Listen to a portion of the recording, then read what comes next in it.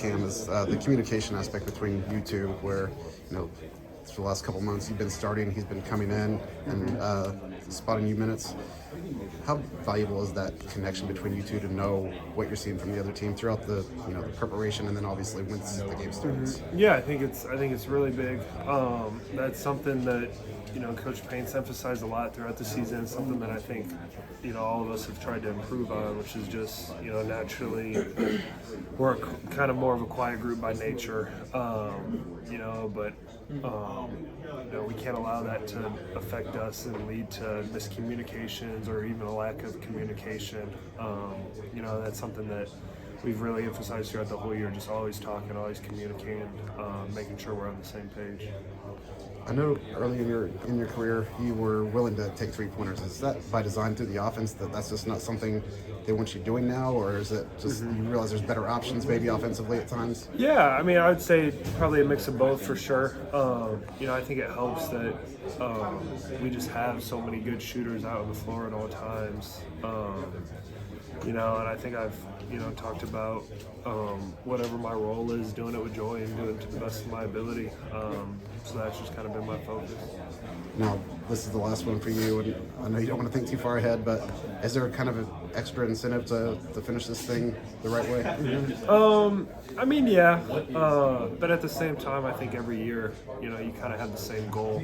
And I don't think, at least for me, just because it's my last year, it doesn't, I'm not like, now I really want it more than I did the years before. I think I always wanted the same goal as much as possible each and every year.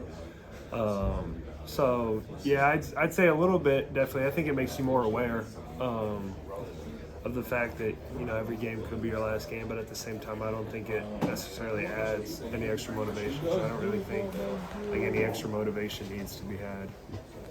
A couple of years ago with what happened, that seemed to really give you guys incentive to do what you were capable of last year. What's the mindset right now where you've lost 6 of your last 9 coming in, but to all quality teams, and it's a game that I think you should win, but there's people that are going to be like, well, it's Purdue playing the 13 seed. This is a popular upset pick. Yeah, I think it goes back to the fact that at the end of the day, we know who we are.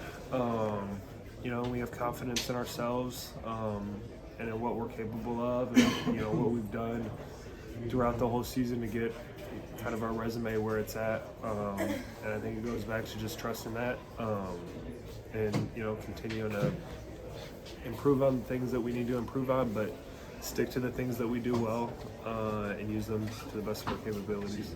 When we talked to you Sunday, I'm sure you didn't know a whole lot about High Point. Now I assume you know a little bit more. It seems like it's a team that scores a lot. What do they do well that's going to be a tough matchup for you? Yeah, they've got great downhill drivers. A lot of guys that can get to the rim. Obviously, they have Boda as a flip-up guy, and defensively, he kind of locks down the paint for them. I believe he won Defensive Player of the Year in their league, or in their conference, I guess. But yeah, so obviously they can push the ball a lot in transition. They got a lot of good guards, like I mentioned.